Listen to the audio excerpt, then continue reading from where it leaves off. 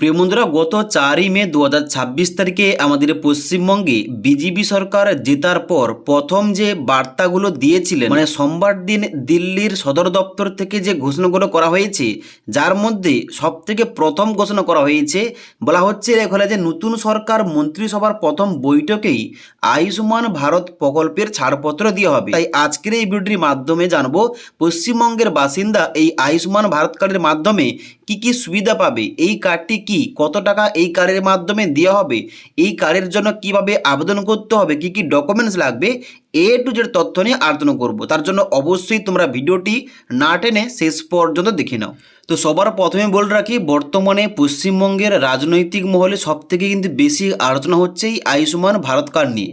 কারণ বিজেপি সরকার পশ্চিমবঙ্গ বিধানসভা ভোটের আগে প্রতিশ্রুতি দিয়েছিল যে সরকার গঠন করতে পারলে অন্যান্য রাজ্যের মতো, যে সমস্ত রাজ্যে অলরেডি এই কার্ডটা চালু রয়েছে, ওই অন্যান্য রাজ্যের মতো পশ্চিমবঙ্গেও আয়ুষ্মান ভারত কার্ডটা চালু হবে। এবং এই কার্ডটা কিন্তু বর্তমানে খুব শীঘ্রই চালু হচ্ছে, যার জন্য কিন্তু প্রধানমন্ত্রী নরেন্দ্র মোদী ইতিমধ্যেই ঘোষণা করে দিয়েছে। এবার গুরুত্বপূর্ণ পয়েন্টটা বলে রাখি, তাহলে এই আয়ুষ্মান ভারত কার্ডটা কি। দেখো, আয়ুষ্মান ভারত কার্ড হলো কেন্দ্র সরকারের একটি স্বাস্থ্য প্রকল্প। এই প্রকল্পের মাধ্যমে গরিব এবং নিম্ন আয়ের পরিবারকে বিনামূল্যে চিকিৎসার জন্য সুবিধা দেওয়া হয়, এবং যার জন্য প্রতি বছর একটা অ্যামাউন্ট কিংবা টাকা দেওয়া হয়, যার মধ্য দিয়ে তারা কিন্তু চিকিৎসা করাতে পারে। তো এই প্রকল্পের অধীনে একটি স্বাস্থ্য কার্ড দেওয়া হয়, যাকে সাধারণভাবে আয়ুষ্মান ভারত কার্ড বলা হয়ে থাকে।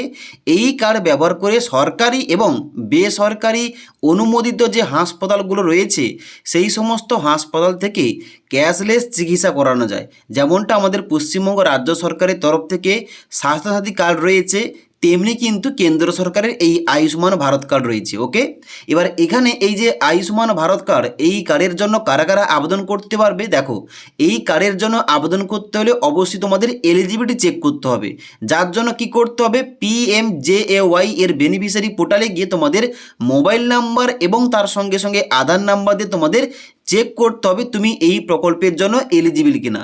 এবার এই প্রকল্পে কত টাকা সুবিধা পাওয়া যায়, এখানে কিন্তু প্রতি পরিবারকে সর্বোচ্চ 5 লক্ষ টাকা পর্যন্ত স্বাস্থ্য বিমার সুবিধা দেওয়া হয়, এবং তার সঙ্গে সঙ্গে হাসপাতালে ভর্তি, অপারেশন এবং গুরুতর অসুখের চিকিৎসা কিন্তু ইত্যাদির খরচ সরকার বহন করতে পারে। ওকে, এবার তাহলে গুরুত্বপূর্ণ পয়েন্ট, কারা কারা এখানে আবেদনটা করতে পারবে। দেখো, তোমাদের আগেও বলেছিলাম যে নিম্ন আয়ের পরিবার, যারা গরিব, তাদের জন্য কিন্তু এই কার্ডটা দেওয়া হয়ে থাকে। তবে যারা এখানে নিম্নবিত্ত এবং গরিব পরিবারের সঙ্গে সঙ্গে যারা শ্রমিক পরিবার, গ্রামীণ এলাকায় বহু পরিবার রয়েছে তাদেরকে, এবং যাদের রেশন কার্ড রয়েছে, এবং যারা এখানে SECC ডাটাবেসে থাকা পরিবার, তাদের কিন্তু প্রত্যেককে এই কার্ডটা দেওয়া হয়ে থাকে।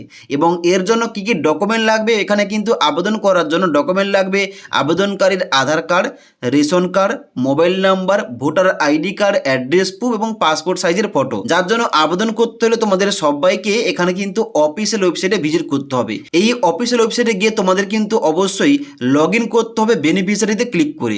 বেনিফিশিয়ারি অপশানে মোবাইল নাম্বার দিয়ে লগ ইন করে অবশ্যই তোমাদের আধার কার্ড নাম্বারটা দিয়ে চেক করতে হবে তুমি এই প্রকল্পের জন্য এলিজিবল কিনা, কিংবা তোমার পরিবারের কোনো সদস্যের এখানে লিস্টে নামটা আছে কিনা। যদি নামটা থেকে থাকে অবশ্যই কিন্তু এখানে তোমাদের আধার কার্ডের নাম্বার বসিয়ে তোমাদের কিন্তু KYC করতে হবে, এবং KYC করার পর এখান থেকে তোমরা আয়ুষ্মান ভারত কার্ডটা ডাউনলোড করতে পারবে। ওকে, এবার তোমাদের যদি বেশি পরিমাণে কমেন্ট আসে, তাহলে কিন্তু অবশ্যই এই পোর্টালে গিয়ে কিভাবে নিজের নামটা চেক করতে হয়, কিভাবে আবেদন করতে হয়, এবং তার সঙ্গে সঙ্গে এখানে এই অফিসিয়াল ওয়েবসাইট থেকে কিভাবে তোমাদের KYC করতে হয়, এই টপিক নিয়ে ভিডিও নিয়ে আসবো।